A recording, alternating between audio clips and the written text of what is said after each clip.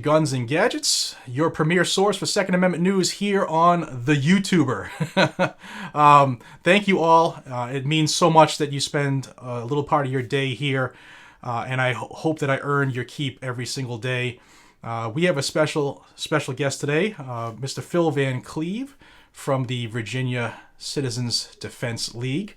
I would like to first off tell everybody that any type of state group that is fighting for our rights, the right to keep and bear arms, it costs a lot of money to do what they're doing.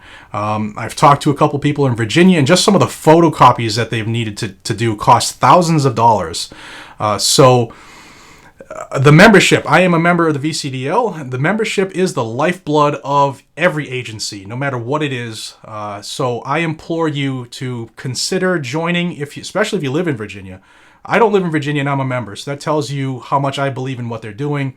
If you can, please join, because they're up against the wall, as you're about to find out. Some things are taking place right now. It is crunch time in Virginia, and we're about to see what dominoes fall. So please, everybody, welcome Mr. Phil Van Cleave. Sir, thank you for coming back on the channel and for some of your time.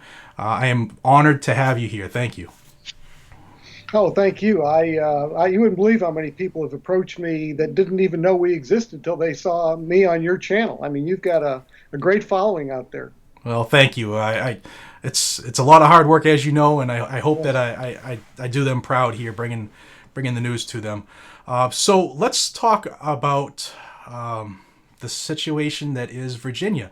The whole country is watching. On our side, those of us who love our rights, and those who are waiting to take them from us. So let's go over what's going on. I know you guys had some committee meetings this week where things have changed even to right up to today. So let's go over what you can step by step. I'll throw out some, I don't remember all the numbers because now that they're in other houses, it's kind of getting blurry for me. But I do know we'll start off with the good stuff. 961 is not dead, but next year it will come back. So that is a small win. I don't call it a win because it's coming back. But it's good for now. What can you tell us about 961?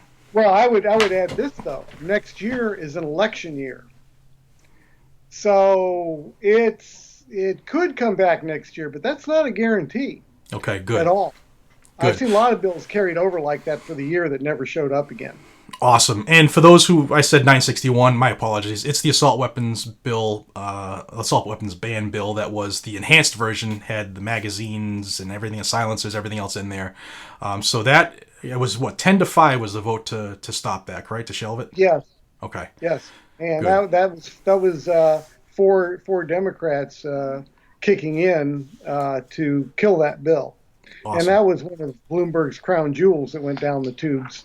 It took not absolutely. only the quote-unquote assault rifles, but magazines, as you said, suppressors. It protects them now, and well, bump stocks, which we have a problem with federally. Right.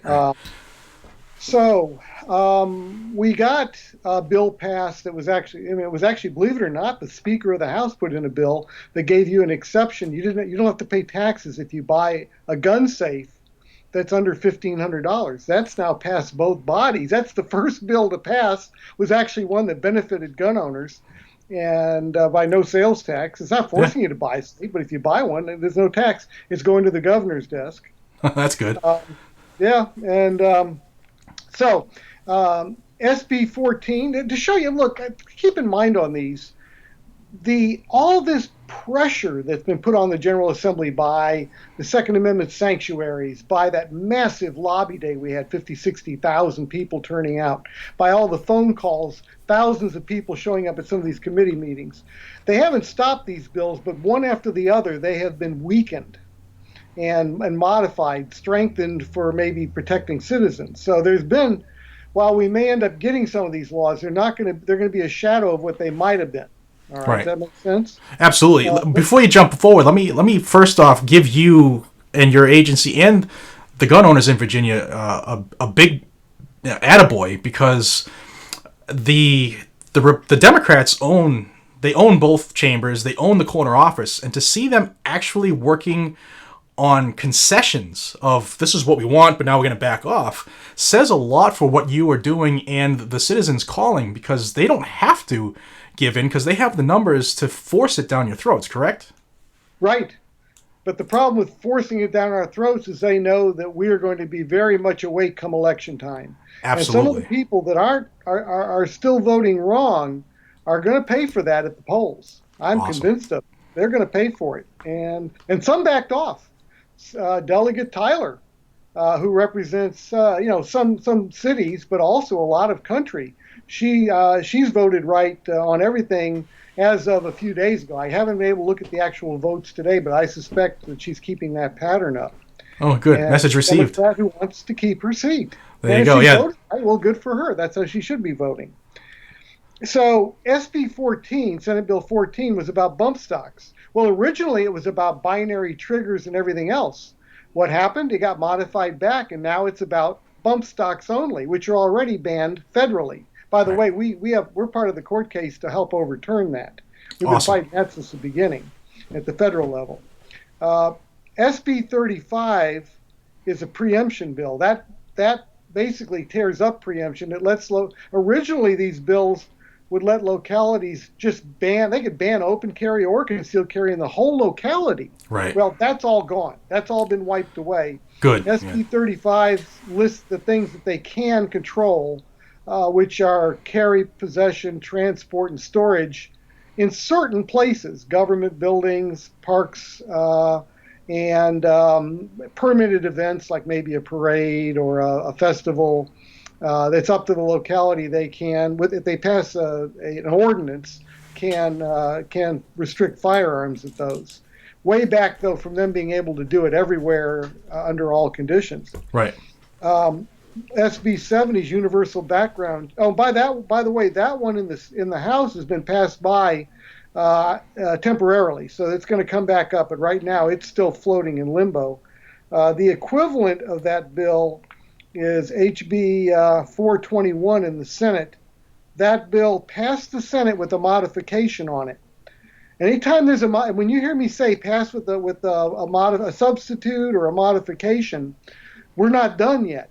Okay. That bill then is going to probably go to a conference committee. I'll explain that in a minute. So that was SB 70's universal background check. So the House passed that with a substitute. So again, that one's going to go to a conference committee. SB 71, a very bad bill, says that daycare and preschool are to be treated like K through 12 schools, which means if you've got a synagogue or a church and you have a daycare center on the premises, or you got an office and you own a building and you got daycare for your employees, now you got a problem, because now that area is treated, and where it's not clear where the line's drawn, those areas are now treated like schools. Right, so it'd be a gun-free zone, right? Right. Yeah, basically, yep, under penalty of a felony. So that one passed the House with a substitute. Again, the substitute being key. That means there's going to be one more battle. SB 240, red flag law, passed the House with the substitute. So the battle continues there. The red flag, again, this is an example where the Senate stepped in and put in more protections. But on the other hand, some of those protections got ripped out in sort of an agreement. They aren't as tight as they had them originally, but it's much tighter than it was when these bills were introduced. Now, on the red flag, Phil, do you guys still have, was it 4 or 5 different bills that were all red flag, or have they consolidated it? Combined. All the bills in the House that did red flag were combined into one in the House, and all of the Senate were combined in the Senate. So there's 2 bills, 1 House, 1 Senate. Okay. SB 240, again, passed the House with substitute, and SB 570 or 674 was passed by for the day. So the Senate version, the House version that was in the Senate, they just said, let's talk about this tomorrow. That means they may have a problem with votes or something going on in the Senate. Good. Meanwhile, the House passed theirs. Okay. So we're in trouble either way, but it's going to be interesting to see what the Senate's going to do. We'll know more about that tomorrow. 1 handgun a month. That's HB 822, I believe it is. Again, the Senate said, let's pass it by for the day. Maybe not enough votes, problems with it. One handgun a month in the House. Their version, again, there was a difference. The Senate version exempted permit holders. That's how the Right. law was prior to being repealed years ago. The House version didn't put that exception in. You got to concealed carry permit tough. So here's very interesting here. The House is saying we want our version, and they're requesting a conference committee. Now, you and I discussed this briefly earlier. How do you compromise on an on or an off? You either allow permit holders to have an exemption, or you don't. What's the compromise? Yeah, the old That's a quid pro fascinating quo. one. Yeah. What are they going to do with this? Makes no sense. Then they have a bill that would have struck the NRA, any NRA instructor, from being able to teach a handgun permit course. Oh, that was huge. What they did was they got rid of online training. And then in the House, they added on an additional thing that said, no NRA trainers. Well, that would knock out the number of places you could get training in Virginia by like 95%, And so guess what? The Senate said no, and so the House says we want our way, so it's going to conference committee. Okay. And I already know who the senators are. Once I find out who the House is, all right, let me come back to that one more time. We'll finish that. Licensed daycare. If you have a daycare facility like out of your home and you're licensed to do daycare, and people come to your home to drop their kids off, you have to leave your guns unloaded and locked up. Although it's not clear to me, the wording of it, to me, I can see where you could interpret that as long as the gun is on your person being possessed, you're okay. But if you store it, it's got to be unloaded, separated from the ammo. I could live with that as long as you could have it on you. Yeah, as long as you can defend yourself, yeah. I'm going to talk to our attorneys, but reading it carefully, the current language, I'm not so sure that you're okay. It's only if you go to store it that you've got to go through the extra hoops. Anyhow, that one, there was a difference, and again, it's going to conference. So that's a summary, I think, of all the really important ones. So a lot of those are duplicates. Right. You cut the list almost in half. But a conference committee, what happens there is, this is where each body has passed the bill, but there's a difference. One of the bodies changed the bill. It's always the opposite body. Right. So the Senate changed the House bill, the House changed the Senate bill. In that case, there's several things that can happen. One, the original House can say, we accept your changes, and then the bill heads to the governor's desk. In other words, they acquiesce and say, all right, we'll take what you got. Or they can say, no, we insist on our way. Then they call a conference committee. In that case, 3 people from each body, the House and the Senate, meet. And where they meet, I've never been to one of these. They meet wherever they want. They meet on the floor of the House, floor of the Senate. They meet in somebody's office on the spur of the moment. They could meet out having lunch for all I know. But they meet somewhere at some point, and they try to hammer out a compromise. And so if they cannot come to anything that they like, they can kill the bill by not reporting it back out. It just stays in conference committee and dies. So that's one hope we've got on some of these, is that they go, you know what, there's no right way to reconcile this issue, like the one handgun a month bill. You either allow permit holders or you don't. What's the compromise? Right. So if they absolutely both stick to their guns, the bill dies. Good. Otherwise, they work out a compromise, and they say, well, okay, we can do X, Y, or Z. And then if they all agree on this, then the bill goes back to each body. And at this point, there's going to be no more changes. It's either up, yes, I take the conference committee's changes, or no, I don't. Either body says, no, it's dead. Okay. So we still got very real ways to kill this bill, and unfortunately very real ways to pass these bills if one body acquiesces to the other, or they come up with a compromise they can both accept. Now, I mentioned in the beginning how it's kind of crunch time for the legislature. Your end date for this session is coming up, correct? Yeah, I think it's the 7th. It's either the 6th or the 7th. I think it's the 7th, which is a Saturday. Okay. And that's when they go sine die, and they basically they're over for now. The bills are at the governor's desk. He has a month or so to sign them. Usually it's in April, around the time of the NRA conference every year, because I know when I'm at that, that's when the texts start coming in. Oh, the governor signed this bill or that bill. Right. So those will be coming up in April. None of them will become effective till July 1. And I'd have to double check. One of them might be possible to wait till January 1 of 2021. Okay. I'll have to go over that, but no earlier than July 1. So we've got time when these pass to gear up. I've got time to tell our members, hey, here's what you can do to comply with this bill, and maybe give suggestions on how to best deal with that. For example, I'm going to tell people if this universal background checks pass, to go ahead and do the transfer to gun show. Don't go through a dealer. Go to the gun show and do it with the state police. And there's a reason, correct? Yes. Yeah. Okay. So now, as a member, I might not live in Virginia, but as a member, what could you tell the membership if some of these pass? Do you have a plan of action to try to still fight that? Absolutely. Our lawyers, we're in communication with our lawyers. They have been doing investigation on some of these bills, what's happened with other courts across the country and other similar bills.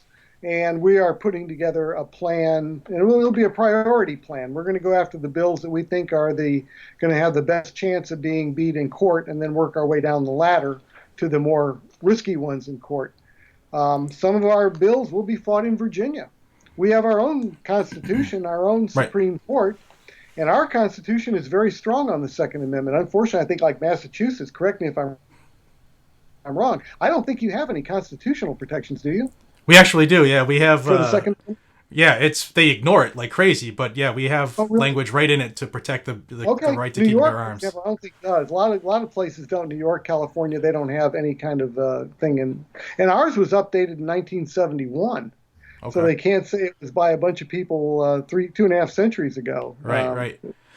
So now we spoke. You have things planned going forward, and I'm telling everybody watching. I know there's a couple thousand people watching right now, and there will be many more as soon as this goes to that backup version to be watched. As a member of the VCDL, I am asking you to consider joining, just like I have. What these men and women of the VCDL do, and the men and women on the ground doing it as well, making the phone calls, making photocopies of stuff. I said that twice. It's really expensive. Lawsuits, if and when they come, attorneys' fees. This is all very expensive. And I always say on my show, support those who support you. As a member, I'm asking each one of you who might not be a member, who might live in different parts of the country, to consider joining. Could you tell them, sir, how much an annual membership is? Yeah, annual membership is $25. Okay. It's things are expensive. Boy, lawyers are like a vacuum cleaner on your bank account. But I should have stayed in college for a couple more years. Yeah, well, what is our freedom worth? That's the real question. We cannot afford to lose this. And I'll also remind everybody in Virginia, we got elections in 2021. The House could flip, and that could be the beginning of a turnaround if we stand together and don't let this fade away. Don't get complacent again. Don't do it. They declared war, and they're not going to stop attacking until we stop them.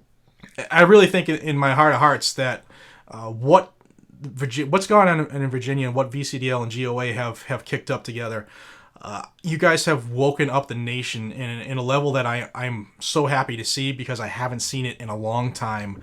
You have numerous towns, cities, counties in numerous states that are now going Second Amendment sanctuary. The sanctuary movement is alive and well. Stay tuned to see more of that here in Massachusetts. But I don't think it's going to die, because no matter what happens in your state come the 7th and up until July 1, Bloomberg isn't stopping there. He's dropping $8 million. I just talked to Rachel Malone from GOA the other night. He's going to put at least $8 million to try to flip Texas. He's spending money hand over fist in Washington. He's just not going to stop. So as long as we keep getting the news out and the agencies that are fighting keep the fight up, I really think that our group is energized, and now the trick for us is to pull the different factions of our group together. That's always it's a struggle. It's a struggle I have all the time. Of how do we pull the hunters to get along with the TAC guys and the shotgunners and the 22 guys. If we could stop being that fractured in that area, we are a force to be reckoned with. Absolutely, and that is a very common problem. I think here in Virginia, a lot of the hunters are now waking up. And I've had so many people come up to me with rather shamefacedly and admit they didn't vote, or some of them aren't even registered. That's all got to change. We can't do this anymore. Yeah. I'm sorry, but if you're going to be complacent, then be prepared to give up your guns. And when they go, be prepared to be a slave of the state, because we've seen what happened in Venezuela. At some point, if this all goes through, we're all going to be starving in a country of plenty. And don't think it can't happen. I swear the people in Venezuela would never have dreamt where they are today 20, 30 years ago. They would never have dreamt it. That's true. That's true. Cannot let it slide. I hope and I believe that we would rise and take our country back before that ever happens. I truly believe that. But I'm hoping that we do it the right way. We give it a shot to do it the right way first. And I think that if we follow the blueprint, you guys set the blueprint for the other states to follow, and it's working. Unfortunately, the numbers might be an issue we'll have to deal with come lawsuits or whatever. But I believe that you have shown other states what to do so they can take preemptive strikes. I mean, look at the Second Amendment sanctuary movement that's going around nationwide. Yes, that's those that are doing that now before their General Assembly meets are ahead of the power curve. That's wonderful. Ours started right after the elections, and we were a little bit behind the curve. But yeah, you guys that are starting it now, you're smart. And places that haven't started it, start it now. What have you got to lose? You guys better all band together, because you're right. And 8 million in Texas, do you really believe that number? I don't believe that number. Oh, no. That's pocket change. If Absolutely. He wants Texas, that's nothing to Bloomberg. That may be all he wants to admit to, but I guarantee money will be flowing in through all of his other. Gosh, he must have so many businesses out there. In fact, I've seen a list of some of this stuff where the money can come flowing in from different directions. Unless you know what's going on, you won't realize it's all coming from the same source. 8 million, my rear end. I don't believe that number for Texas. Yeah. He'll probably put 2025 in there easily, especially if he thinks he's got a shot, because the things that worked in Virginia is going after the rural elections and the seats that people never really used to pay attention to, and now he's dumping a couple $100,000 into seats that nobody ever cared about, and unfortunately, it works. So hopefully people are paying attention. If you get, again, we've got this law now that lets local government pass gun control. If that bill makes it into law, and it probably will at this point, maybe a little modified, maybe not. That's where the sanctuaries will come in handy, because we're going to go back to all the sanctuaries one by one and say, you're a sanctuary. We don't expect you to pass any more gun control, even though you have the option. And but again, that again shows the danger that if they pass control back to the localities and he throws real pocket change at them and buys out your locality, right? You can see how you can really see the danger here. And it's amazing. One person is doing so much damage to an entire country, the most powerful country in the world, and you got this one billionaire that's demented that wants to do this. Well, maybe he'll take up an offer for somebody to go a couple rounds in the squared ring and go away. What do you think? So that what you just said brings up a pretty good scenario that I was thinking of. So you're going to go to the sanctuaries, the counties who have said we're not going to do this stuff. And recently you have, I think what's his name, Saslaw in your state there, who had the gall to say in public that the reason they blocked the 3% cost of living raise for the sheriffs was because they stood together for the Constitution and wouldn't, go for gun control. And we also had a video here where we talked about the pre-file bill for next year, where they want to reduce the pensions of these same sheriffs by 80%. What do you think? Of course, you can't predict the future, but what do you think? Now, you go to a sanctuary and say, you guys said you wouldn't do this, and now your sheriffs are getting attacked monetarily. Do you think that could further poke the bear and wake the beast, and just have a big tidal wave effect that these anti-gunners aren't really thinking about?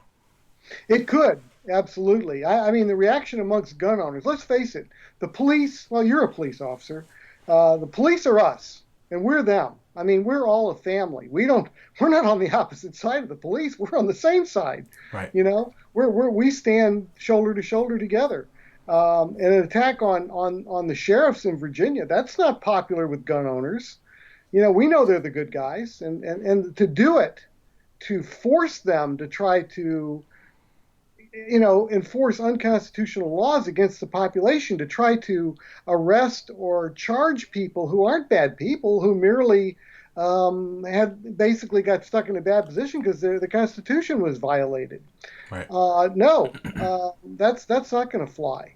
And I think, if anything, that may well raise the backs of the sheriffs even more to come over and say, you know, fine, you know, we'll see. We're not going to cave into you now that you're doing this. You know, we're really going to stand up. Right. You kind of end up with a kind of a standoff, a Mexican standoff, I guess. I will once again call out to those who serve and on the side of law enforcement in the Commonwealth of Virginia to remember your oath. Your oath means something. You stood up and put your hand in the air for a reason, and Michael Bloomberg doesn't get to change that. Remember the man in the mirror and the woman in the mirror test, and when the time comes, stand by the citizens and stand by the Constitution. That's enough of that. I'm sure this will get to some of the sheriffs. I'm sure people will forward it, but that's the way it's supposed to happen. So hopefully we'll see it does happen. What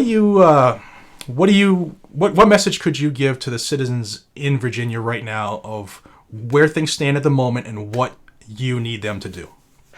Well, I'm going to put an alert out later tonight. I'll be talking about some of these bills that are in conference.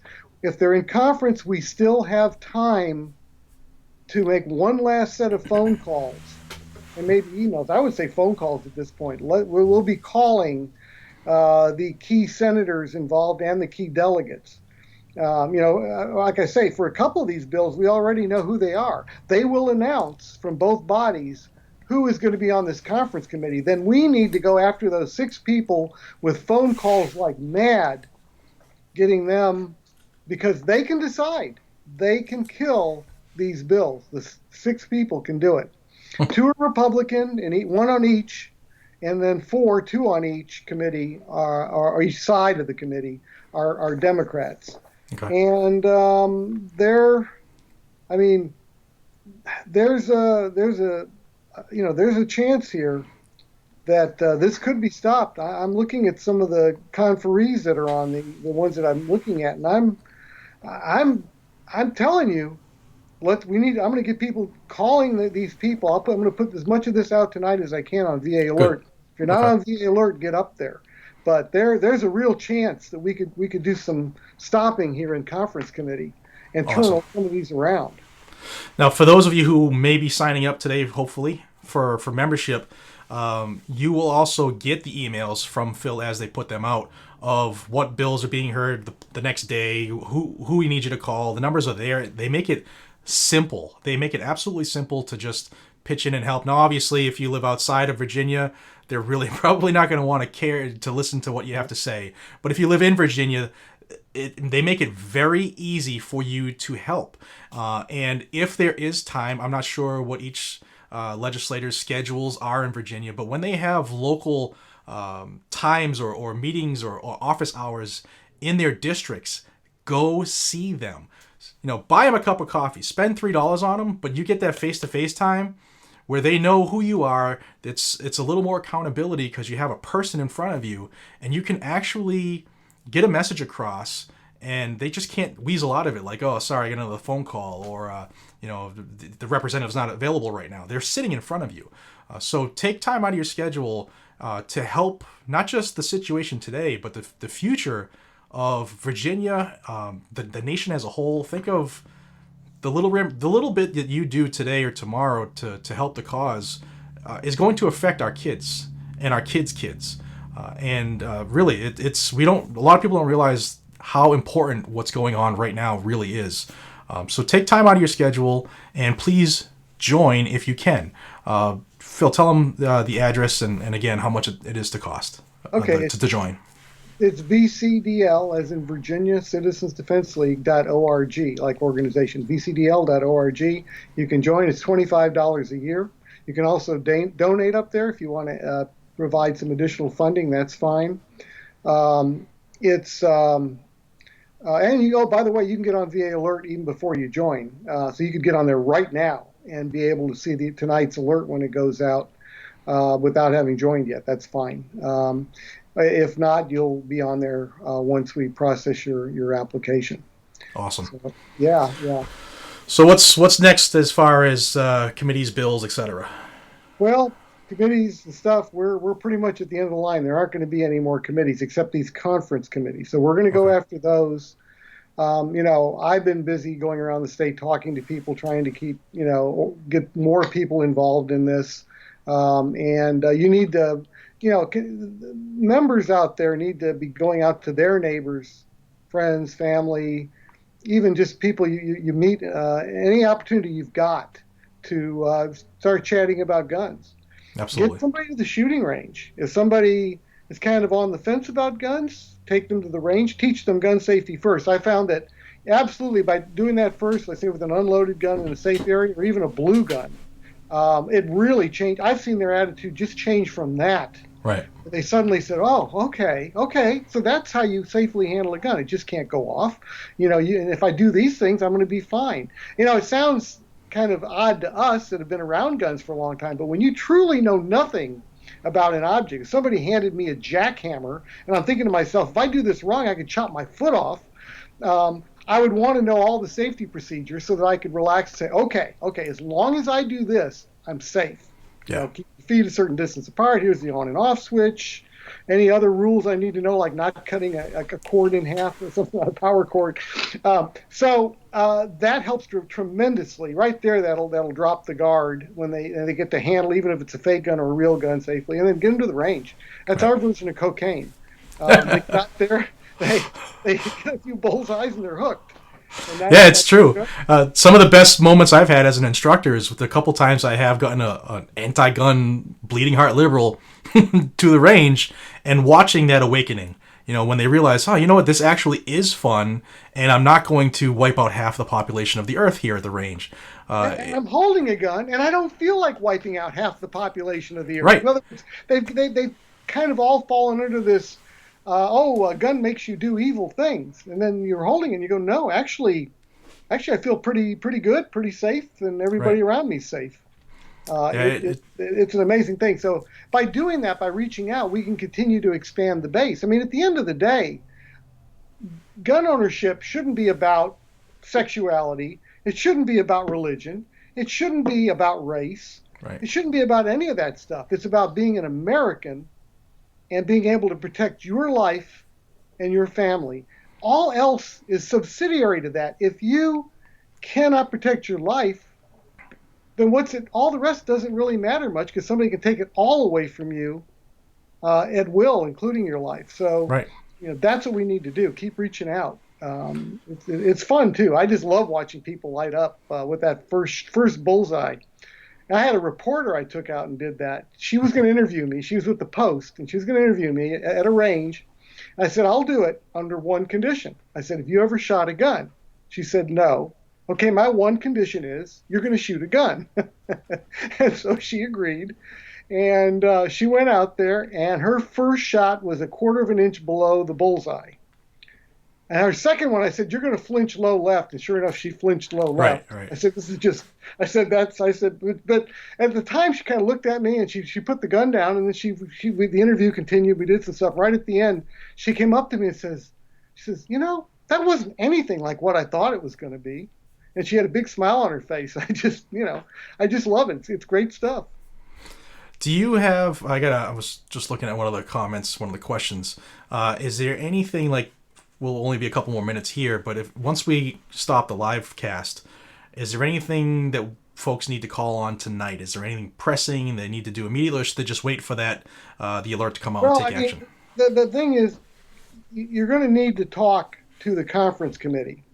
So I've got two bills where I know the Senate conferees, and well, one of those is my problem is the lighting in here.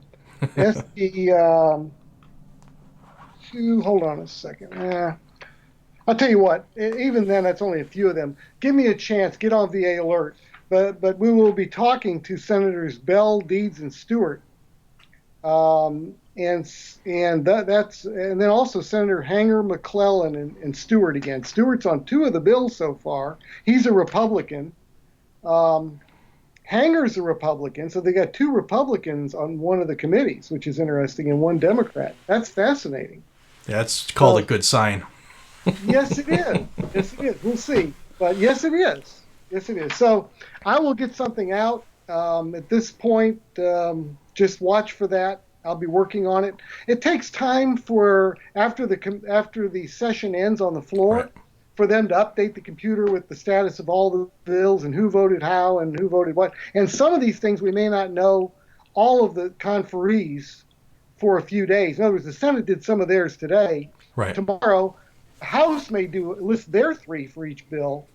And then at some point, hopefully I'll have a complete set for each bill. At some point, we may have the House bills will have some in the Senate, and then eventually we'll get all the conferees. Okay. But we can begin the procedure tonight. Okay. And then the phone lines are open 24/7, so you can leave voicemails, all day and all night. So. Oh, there you go. Everybody watching, you know what to do. So I know you got a ton of work to do tonight. So we'll end here. What if you had a message that people need to go and do, or something you want them to know that we haven't touched on today? The floor is yours, sir. Look, there is nothing worse in this world than defeatism. You do not let that get to you. That's exactly what the other side wants. Right. When you're fighting a war, you want to demoralize the other side. They want to demoralize us. And the only thing that will demoralize us is if we let it happen. And we cannot do that. We actually hold a winning hand, but just right now we don't for this very minute, but we will be able to stand up and fix a lot of this. Again, I've said this to our membership, and I'll repeat it here. I think we have to go through purgatory. This is purgatory. This has opened the gates of hell, and I've looked in there, closed them again, and said, I don't want to go there. This is purgatory, guys. This is a punishment, if you will, for us being lackadaisical, Absolutely. not going out and voting, thinking somebody else would carry our water. No, you carry your own water. Don't expect anybody to carry your water. You're an American. You carry your water, and you make sure that your family members that are old enough to vote carry their water. Everybody carries their own, and we'll be in good shape. Because we have a tremendous amount going for us. I think Virginia is already showing you that even where we were totally dominated by Democrats, that we are bending things. We're killing bills and we're modifying them. It can be done. So everybody keep your head high, think positive, but do not get lackadaisical. This is a war. It's a war for our souls. It's a war for our country and a war for our future generations. We're going to win this war. But we better stand together if we're going to do it. Absolutely, and it takes a village. So everybody out there, like Phil said, if you're that person who says somebody else will do it, we're talking to you. It's time to, excuse the French, get up off your ass and take some action and help fix what that type of behavior has allowed to happen. We can support each other too. Like I'm going to come up to Massachusetts to speak at a big rally up there. I plan to travel to other states to as a return thank you for the people that came here to help us. We can help each other as well with this stuff. Again, like you help Virginia, some Virginians can go to Tennessee or Kentucky or Texas and try to help out there. We're a family. We got to stand together and fight this. Yeah, I'm glad you led me right to the next thing. We're having our annual Flag Day Second Amendment rally here in Central Massachusetts. I believe this is the 7th or 8th annual. Forgive me, Dave's actually watching. And Phil is coming up to be one of the speakers. So if you live in my area of the world, you'll be able to see Phil up close and personal, shake his hand, and have a chat. It's a great day. You will see more of that as it comes closer. We're working on some details and stuff, but it will be posted on all of my social media and here too. So I look forward to seeing you. And I'll also see you. You're going to Gunathon and at GOA? I'm not sure yet. Okay. Well, I'll be there. I'll be in the area. See down that way too, but that'll be later in the year. Yeah. Well, thank you so much for your time. I know you have a ton of stuff to do, and you have that alert to get out. So, but this is a great channel to be on. I'll tell you right now. It's thank you. Well worth Thank it. you. It's an open invitation. Anytime we've texted each other. You know how to get a hold of me. So please, anytime you need some help, come give me a yell, and I'll do everything I can to help you guys. Well, thank you, Jerry. Appreciate it. Anytime. All right, guys and gals, thank you for your time. I appreciate you joining me here on a special live edition of Guns and Gadgets with the man, the myth, the legend in Virginia, Phil Van Cleave. Till we see each other again. Actually, before I get to the closing, tomorrow we have another live stream. We have Colonel/Dr. Val Flanell from GOA. He's their director in Pennsylvania. And if you're not familiar with what is going on in Pennsylvania right now, you need to tune in tomorrow at 5 o'clock Eastern Standard. It's going to blow your mind, some of the stuff that's going on in Pennsylvania. Like we talked about, it's just not in Virginia. So check them out. Until we see each other again, be safe, stay vigilant, carry a weapon. Have a great night, everybody. Take care.